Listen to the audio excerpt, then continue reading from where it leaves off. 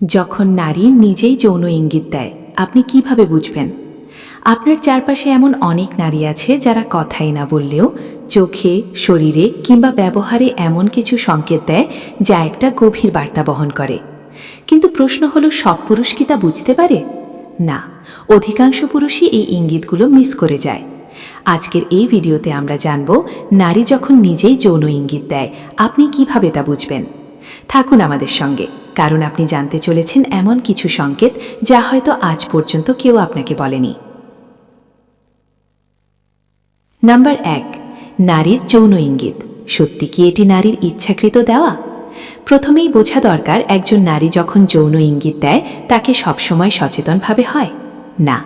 অনেক ক্ষেত্রে এটি অবচেতন মন থেকে আসে। নারী সমাজে বেড়ে ওঠে এক ধরনের রক্ষণশীল সামাজিক কাঠামোর মধ্যে, ফলে প্রকাশ্যে যৌন আকাঙ্ক্ষার কথা বলা বা দেখানো কঠিন হয়ে যায়। কিন্তু শরীর, মন আর হরমোন তো থেমে থাকে না। তাই নারী ইঙ্গিত দেয় শরীরের ভাষায়, চোখে চোখে, ছোট ছোট অঙ্গভঙ্গিতে। নাম্বার 2, চোখের ভাষা। প্রথম সংকেত, একজন নারী যখন আপনার দিকে বারবার তাকায়, আবার চোখ সরিয়ে নেয়, তারপর আবার তাকায়। এটা কি শুধুই কাকতালীয়? না, গবেষণায় দেখা গেছে নারী যদি কারো প্রতি আকৃষ্ট হয় তার চোখের পলক পড়ার গতি বাড়ে, চোখ উজ্জ্বল হয়।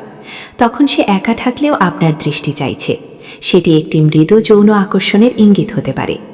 বিশেষ করে যদি সে আপনাকে দেখে একটু লাজুকভাবে হাসে বা চোখ নামিয়ে ফেলে, তবে বুঝে নিন কিছু একটা আছে। নাম্বার 3, শারীরিক অঙ্গভঙ্গি। হাত, চুল, ঠোঁট। খেয়াল করুন, আপনি কথা বলছেন আর সে বারবার তার চুলে হাত দিচ্ছে, কিংবা ঠোঁট কামড়াচ্ছে বা আঙুল দিয়ে ঠোঁটে স্পর্শ করছে। এইসব ছোট ছোট অঙ্গভঙ্গি আসলে এক ধরনের অবচেতন যৌন ইঙ্গিত।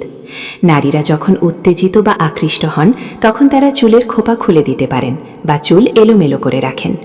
এটা এক ধরনের আত্মবিশ্বাসের প্রকাশ, যেন বলছে, আমি প্রস্তুত, তুমি কি বুঝছো? নাম্বার 4, কথা বলার ভঙ্গি বা কণ্ঠস্বরের পরিবর্তন।